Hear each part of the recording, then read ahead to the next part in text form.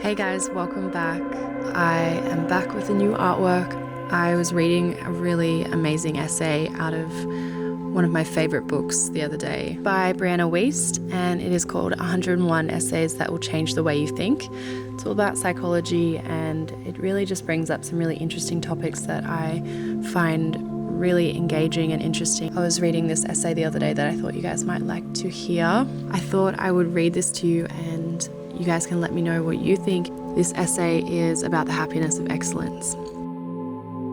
Eric Greitland says that there are three primary forms of happiness: the happiness of pleasure, the happiness of grace, and the happiness of excellence. He compares them to the primary colours, the basis on which the entire spectrum is created. The happiness of pleasure is largely sensory. It's a good meal when you're hungry, the smell of air after it rains, waking up warm and cozy in your bed. The happiness of grace is gratitude. It's looking over to see the love of your life sleeping next to you and whispering, "Thank you."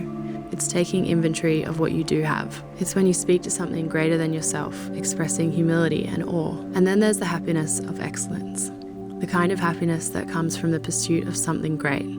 Not the moment you arrive at the top of the mountain and raise your fists in victory, but the process of falling in love with the hike. It's meaningful work. It's flow.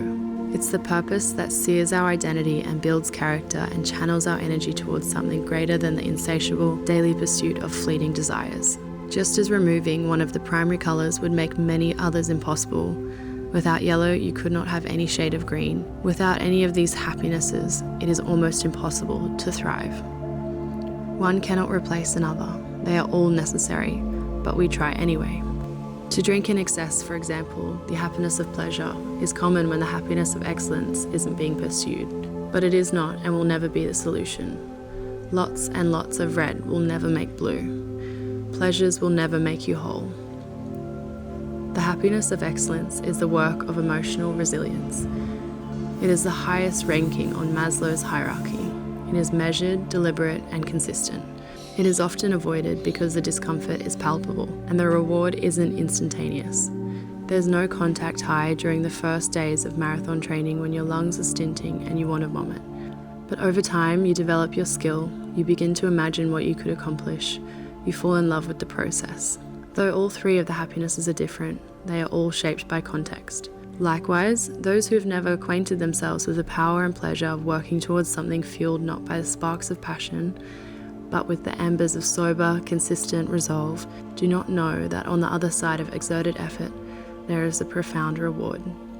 Many of us are colorblind to the joys and the complexities of our lives, and it is because we are missing a part of the foundation.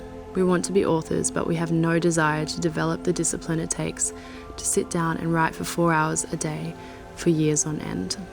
We want to be legends and geniuses and masters, but care little to develop the discipline it would require to log our 10,000 hours, so to say.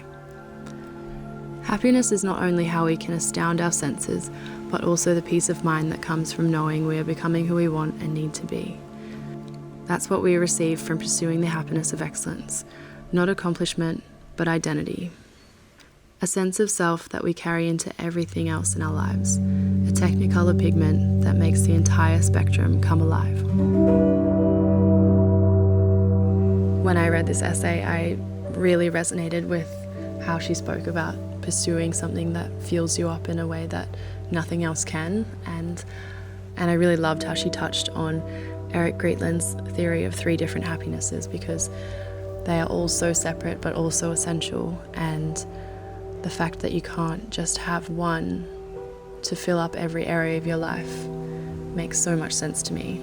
Before I became a full-time artist, I definitely relied on living for the weekend, and I would escape my work by drawing and by hanging out with friends and doing things that were fun, but I found that that was not deeply fulfilling for me. And now that I'm a full-time artist, I have to remember to also keep up with my friends and have a life outside of work. And in the same way that I couldn't rely on one form of happiness when I wasn't being a full-time artist, I now can't rely on the other part of happiness now that I'm doing something fulfilling.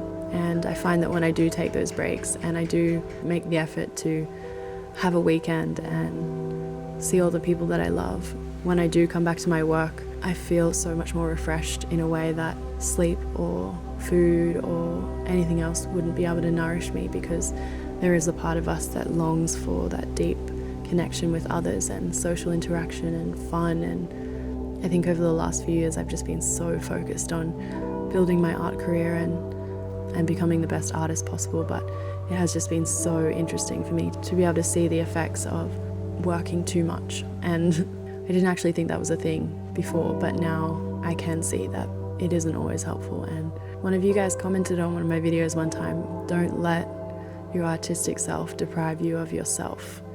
And that is so true. As artists, we can often just give our whole heart and soul into what we love, and I definitely put it above every other priority in my life, and I just gave myself wholeheartedly to my art, and there is something so beautiful about that, and I wouldn't have it any other way. But it is so true to remind yourself of who you are without the art, and to make sure that it doesn't define you, but you're actually a whole person without your art as well. It's not your identity, it's just something that you do.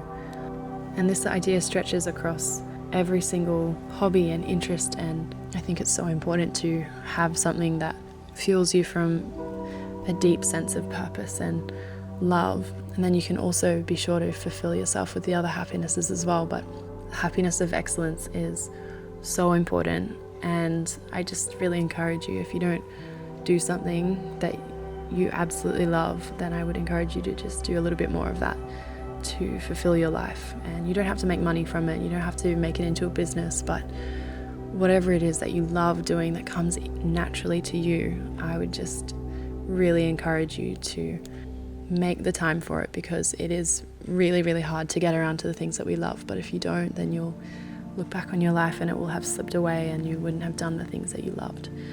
And even though you may be tired and you feel like you don't want to do it, I can just tell you right now that it is always hard to pick it up in the moment, but then 10 or 15 minutes later you'll be in the flow and you'll be in the zone, and this will be fueling you from a whole nother place, and it will actually energize you, and you'll feel energized, and actually probably it will be hard to stop working on it. That was always my struggle. Anyway, I hope you guys are doing well. I actually did a similar artwork to this one a few weeks ago, and I just loved the reference, so I chose a very similar pose where her head is down in this one. In the last one, her head was kind of up and tilted out, and this one she's got her head down, and I just wanted to draw it again to see if I could do it differently. I used a little bit of white paint for the veil, and I used a shading technique with some brushes and almost stenciled off some areas with the paper in the beginning phases of the shading, just to create some really crispy lines. I'm not sure if I'm going to be selling these artworks on my website.